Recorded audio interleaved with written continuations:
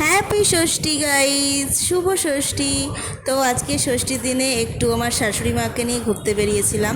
তো এই প্রথম আমার শাশুড়ি মা আমাদের সাথে কোথাও ঘুরতে যাচ্ছে, কারণ কোথাও যায় না। অ্যাকচুয়ালি আমার শ্বশুরমশাই অসুস্থতার কারণে উনি যেতে চায় না। তো আমি যদি বলি তো সে কথাটা উনি ফেলতে পারে না। তো যাই হোক, উনি গেছেন। আর সাথে আশেপাশে আশেপাশে বলা ভুল, আমাদের এখানে প্রায় প্রায় সব ঠাকুরই ওনাকে দেখানো হয়েছে। তো এই যে আমাদের এখানকার ঠাকুর। আর তোমরা কে কে কোথায় কোথায় ঠাকুর দেখলে অবশ্যই জানিও। আর কেমন লাগছে আমাদের এই যে ঠাকুরের যে প্যান্ডেল হপিংটা, তোমাদের কেমন লাগলো সেটাও জানিও।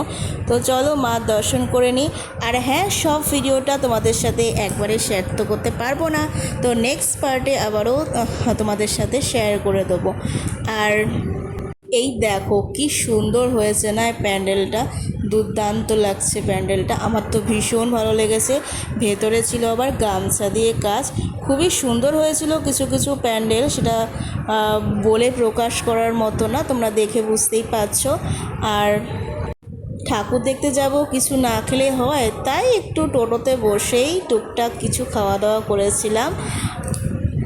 আমাদের কেমন লাগলো ভিডিওটা কন্টিনিউ দেখার পরে অবশ্যই কিন্তু কমেন্টে জানাতে ভুলো না। কে কে কোথায় ঘুরতে গেলে জানিও কিন্তু।